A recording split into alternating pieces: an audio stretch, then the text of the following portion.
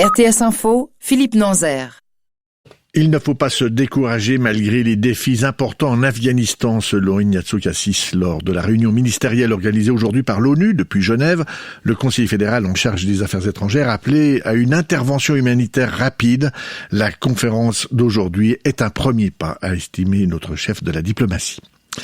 Si elles s'intensifient, les menaces environnementales vont constituer, je cite, le défi le plus important pour les droits humains dans le monde. Ce sont les mots de la haute commissaire de l'ONU aux droits de l'homme, Michelle Bachelet, laquelle a appelé aujourd'hui à Genève les États à agir à moins de 2 mois de la COP26.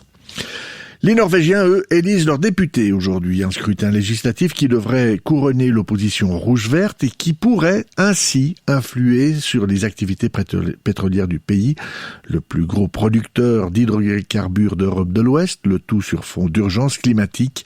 Les premières projections basées sur le vote anticipé tomberont à 21h heure norvégienne à la fermeture des bureaux. Des mercenaires russes bientôt au Mali, selon plusieurs sources diplomatiques et sécuritaires, les autorités maliennes sont proches de conclure un accord avec la société militaire privée russe Wagner. L'accord pourrait porter sur l'envoi d'1 millier de mercenaires russes au Mali, une prestation qui serait facturée à près de 10 millions de francs suisses par mois. L'accord pourrait également garantir à la société russe l'accès à 3 gisements miniers, 2 d'or et 1 de magnésium. En visite en Slovaquie, aujourd'hui, le pape François a une fois de plus mis en garde les pays européens contre une focalisation sur les droits individuels et les guerres culturelles au détriment de l'intérêt commun. Ceci dans le contexte d'un nationalisme accru en Europe de l'Est. En Suisse, plusieurs cafés ou restaurants de Lausanne ont dû refuser aujourd'hui des clients qui n'avaient pas le certificat Covid. La mesure est entrée en vigueur ce matin et certains ne le savaient pas. Désormais, le pass sanitaire est donc en effet obligatoire si vous voulez entrer dans un restaurant, un cinéma ou une piscine, notamment. En extérieur, le pass est demandé pour les grandes manifestations de plus de 1000 personnes. Aujourd'hui, l'Office fédéral de la santé fait état de 6060 cas supplémentaires recensés durant ces dernières 72 heures en Suisse, cas de coronavirus bien entendu.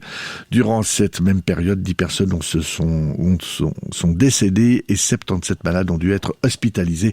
À noter que les patients Covid-19 occupent actuellement un tiers des places disponibles en soins intensifs.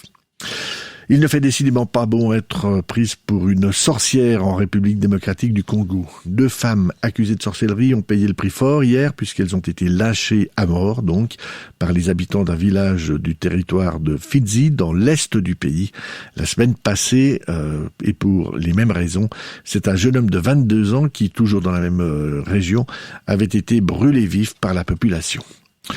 Météo, le temps est bien ensoleillé cet après-midi. Attention tout de même, il y a quelques cumulus en montagne, ce qui fait qu'une averse ou un orage isolé n'est pas totalement exclu en fin de journée sur les crêtes des Alpes valaisannes. Côté température, en pleine, vous l'avez remarqué, au plus chaud de l'après-midi, il a fait 25 degrés sur le plateau, 27 en Valais. Et demain, la journée va commencer avec du soleil, mais à partir de la mi-journée, ce sera de plus en plus chargé au niveau des nuages. La météo avec VZ, le conseiller